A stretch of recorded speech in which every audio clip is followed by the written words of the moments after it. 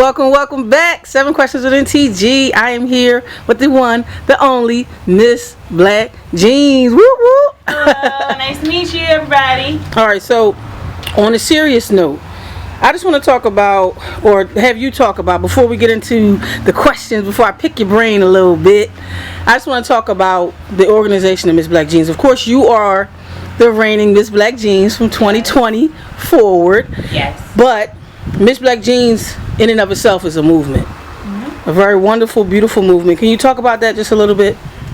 Yes. So the movement of Miss Black Genez is to focus on black women and also to bring back black families. So black women, black men, and black children.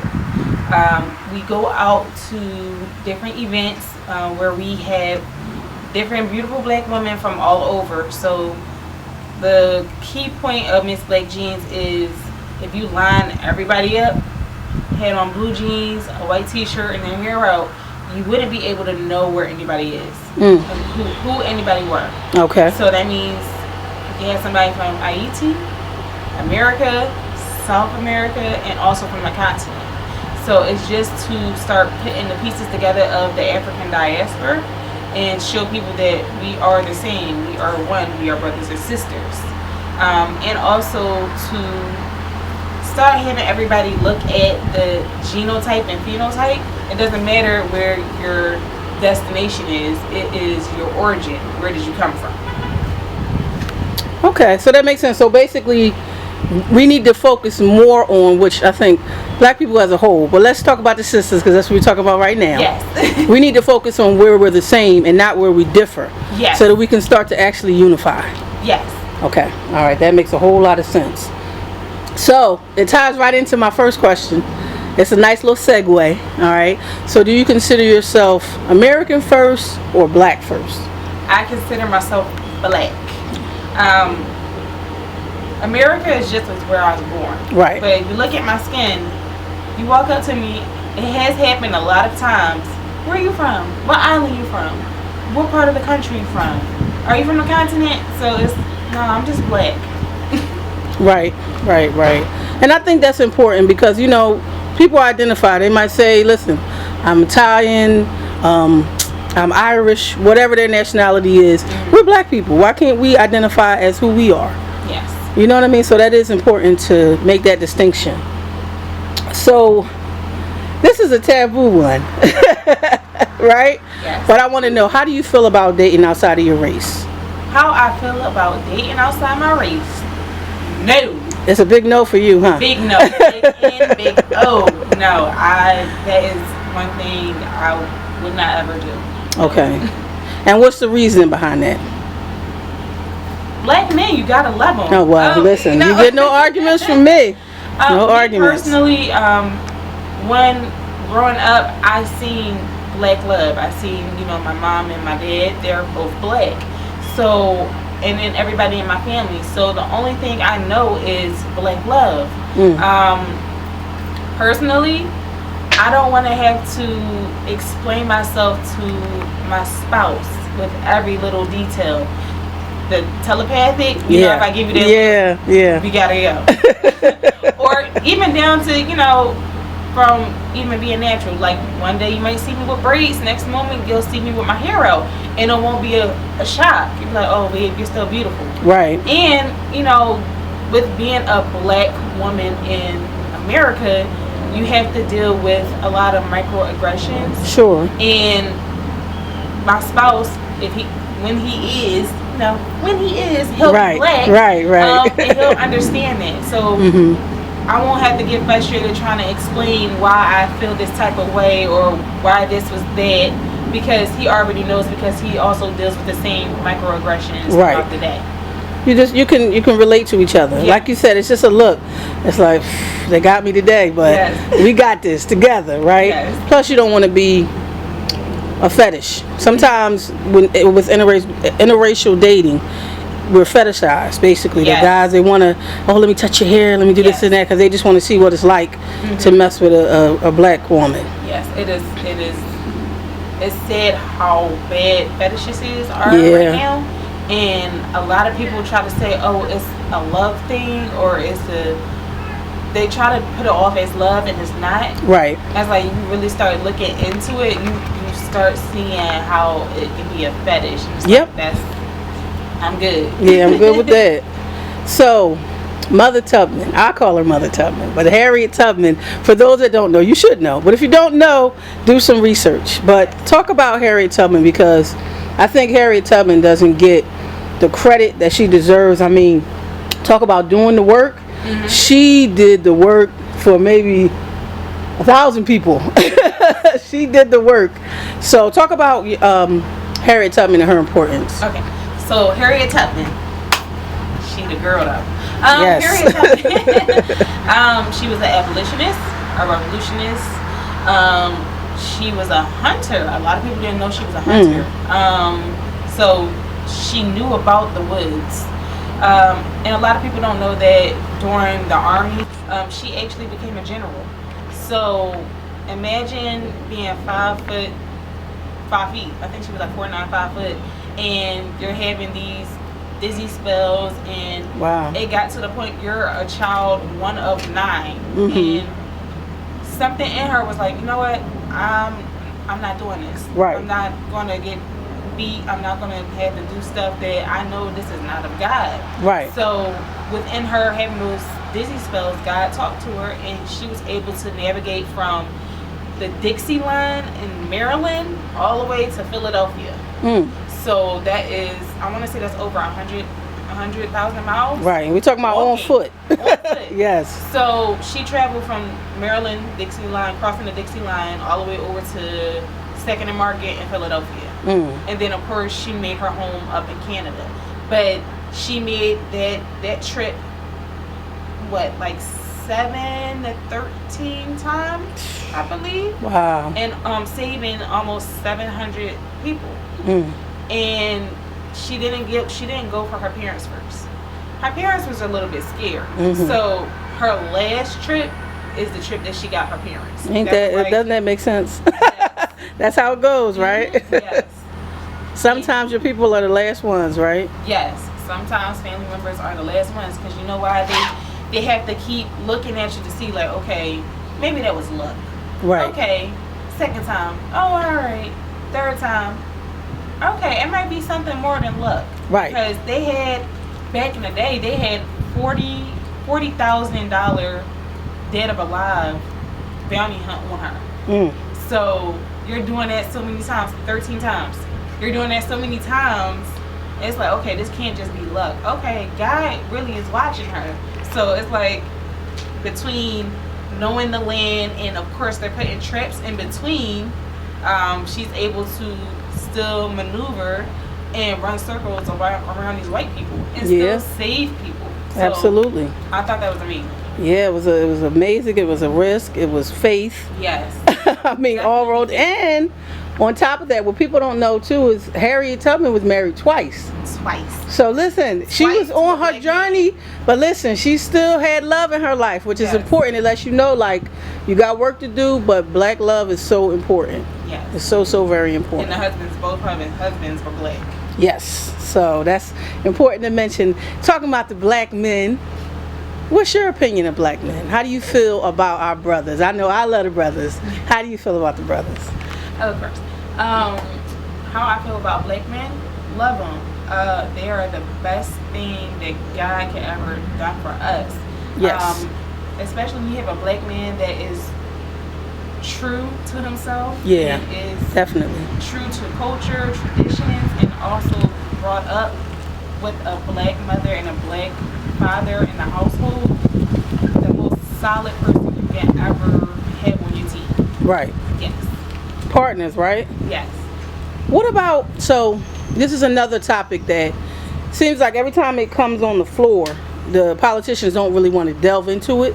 But reparations for black Americans, like, come on, black people, we built all of this. But nobody, when it comes time for money, even the reparations, like in California right now, they're discussing reparations. They've made some kind of considerations, but still there's no money, no cash payout. So when it comes to us, you got money going over to Ukraine, you got money going here, you got money going there, and everybody else has gotten their money, but no money for us. How do you feel about reparations as far as the U.S. and black people? So reparations. Okay. Reparations, how I feel about it, we definitely need it. I think it's kind of funny that they always say they don't have any money, but right. then you have wars out of nowhere. Wars cost money. So Absolutely. We're helping Ukraine, then it's Russia, then it's North Korea, then right. it's China, then now it's Israel. Right. So it's like, we always have all this money. We always come up to find this money to help everybody out. But when right. it comes inward to people that actually made the country, was forcefully made the country, we don't have it. Right. I feel as though the reason why they keep saying they don't have it is because they know once the right black people get a hold of the money, they're going to actually start building Black Street up again. They're going to start making a community. We're going to start having our own police, our own doctors, our own lawyers, where we will be how we were before segregation. Right. And they're really scared of that. It's to the point where a lot of people don't know, New York, Central Park was actually a well-known established black community. Right. You have certain parts of Georgia, Alabama, South Carolina. It's a lot of places that they had where black people were self-sufficient. Yes. That they would come in and steal the land or come in and drown them out. I know some people don't know about the one here. How they had just a neighborhood of black people where they bombed them. Oh, yes. You're talking about the move people, right? The move people. Yes. A lot of people don't know about that. Yes. So it's like when they find out the black family is a weapon, and when they find out that we have one, they try to do as much as they can to destroy it. Absolutely. Yeah. Absolutely. You're absolutely correct. That fear of, I think the biggest fear is that black people are going to do what has been done to us. So so that's where the buck stops, because everybody else has been replenished. But I feel like this country will never thrive until it pays its debt to black people, because that has never been settled, and that has to be settled. That's just my own 2 cents. That's not the words of Miss Black Genez, that's the words of NTG. But it's definitely something that the United States has to take accountability for, because it's been a long time, and it's about that time now. I can say the biggest threat of America is a black man. Yes. Not a black male, a black man. Right. Someone who is true to himself. Right. Takes care of family, takes care of home, and sure. successful. Absolutely. That is the number one threat. You ain't talking about the neutered ones. You talk about real. I didn't know. Not the real black men. Yes. Yes. No, everything's intact. Yes. They are frightened of that, because they know once he meet a black woman and they get together and they have their family, it's a power team. It is a force to be reckoned with. So, I see your lovely fro, which I love. I was just watching an Afro Sheen commercial today, and I was like, yo, this is so dope. Because you don't see us wearing our natural hair all the time. You don't see it a lot, and we're beautiful. Listen, any style that we wear, we rock it, because we just have that power and that force. But it's so beautiful to see natural hair, our natural hair that grows out of our head, that God bless us with. So what's the importance of wearing the natural hair to you? The importance of wearing natural hair is representation, self-love, self-care, but also it's imagery for our young little boys and little girls. Yes. For the little girls aspect, for me, growing up, we had Barbie and had a lot of Barbies, but they don't realize that does something to a little black girl's self-esteem. Yeah. You have all these dolls, and none of these dolls look like me. So it's like, okay, you're telling me to perm my hair, relax it, put a weave in, bleach my skin, wear all this makeup, and this is a mask. It's a facade to the world, because they think European standards is the way of beauty. Right. And then when you come home, it is, your hair is nappy, you're too dark for, this, or you're pretty for a black girl. It's taking all those negative thoughts away, and it's like, okay, how do I want to represent myself? Natural. Represent myself by keeping my skin intact, keeping my hair intact, which is wearing my afro, and also is showing them that you can be beautiful just the way you are. Sometimes I'll see like little boys or little black girls. They're like, "Oh, she's so pretty."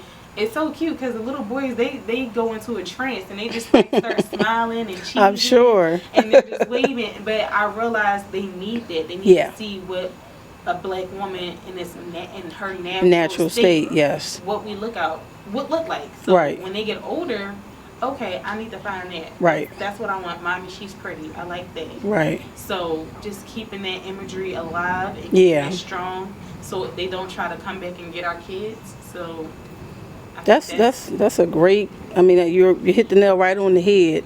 It reminds me of the blue eye test that they had with the little girls, and they had to choose which doll baby they wanted. And they said, and even the black little girls chose the white doll because they felt like it was pretty. But that's again from what they see representation. So they feel like this is the standard of beauty. I am not.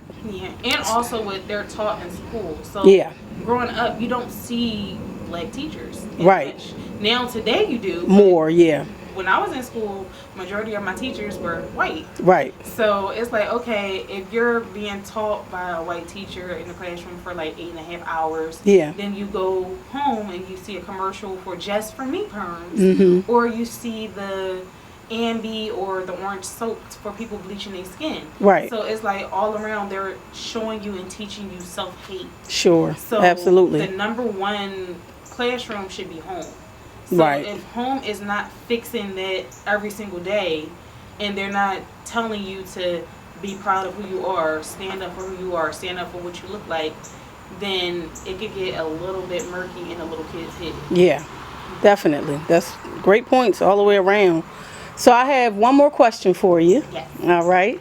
And actually, I'm gonna sneak one more in there too. But we'll keep it to topic. But I want to definitely get follow information from you and find out what's on the horizon before we close out too. But what are your thoughts on black family, black marriage? How important is that?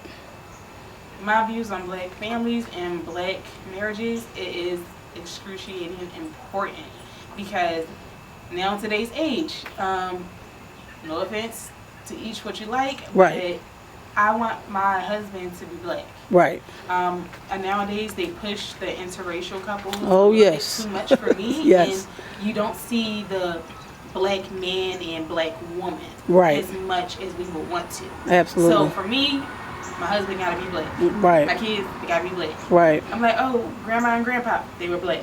So just to see that,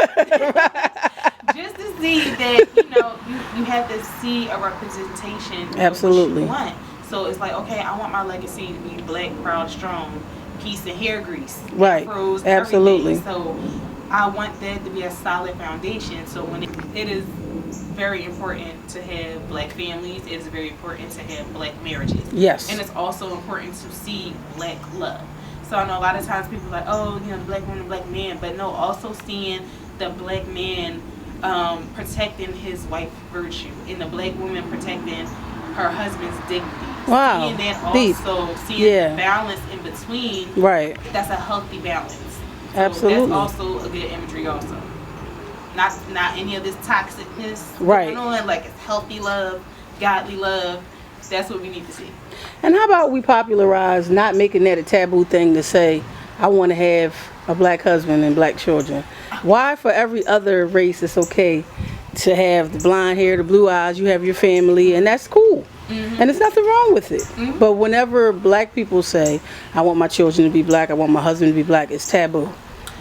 Okay, so a lot of times, majority of everybody think that when you try to stick to your own and be a loyalist to your own race, that it's supposed to be racist. When it's not. Right, it's not. It's being loyal to what I look like. Right. Being loyal to my black family. Right. Came from a black father. Right. Black mother. Right. So I'm going to be loyal to what I look like. I'm going to self-love myself. So self-love for me is to be natural. Self-love for me is to marry a black man. Right. That's someone I have that connectivity with. Right. I don't want to be disconnected and you go out and marry somebody that don't look like you and then you got to say why you got a bonnet on it.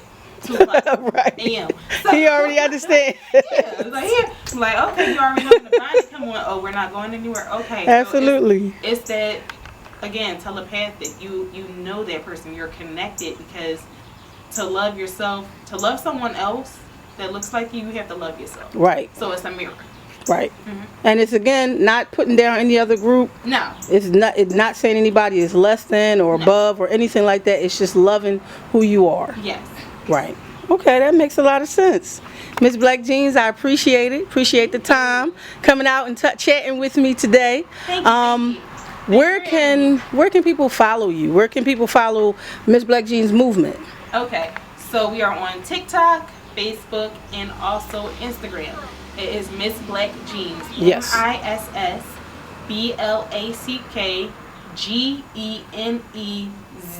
Not a S, a Z for Genez. Okay. Yes, that's on Facebook, Instagram, and TikTok. And then do we have anything on the horizon? Like, what's coming up from Miss Black Genez? We have African Independence Day. That is August 3rd. That will be in 52nd and Cedar, where Malcolm X Park is. Oh, nice. Okay. Yes, so you will be able to embrace the culture. You'll Definitely. be able to see the drum circle. You'll be able to see people dancing, having a good time, and it'll be pretty much like a big cookout. Dope. So you'll be able to experience and also see the representation of Black womanhood, Black manhood, Black love. Right. You'll see everything. Right. Okay. So basically, you know what I mean? Let's not talk about it. Let's be about it. Yes. If we want to, we got to stop complaining. We got to be the image that we want to see. Like So- Harriet did, she shut up and did the work. So Yes. I'm gonna take that motto: shut up and do the work. See, now we got to put that on the shirt. Yes. That's got to be everywhere. Shut up and do the work. Yes. That gotta flood. That gotta go viral right there. Yes, Shut up and do the work. Hashtag. Yes. Absolutely. Hashtag shut up and do the work. Yes. You know, sometimes it's hard for us to shut up, but you got to shut up and do the work, because that's what Harriet did. Yes. And that's where we're moving forward to. So again, it's 7 questions with NTG, and we signing off. Thank you. I work, I sweat, I serve, I pray.